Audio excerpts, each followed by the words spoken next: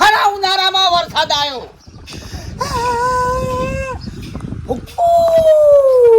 વાઘુજી, ઓ વાઘુજી, વાઘુજી અલ્યા ચમ રોવો છો લ્યા?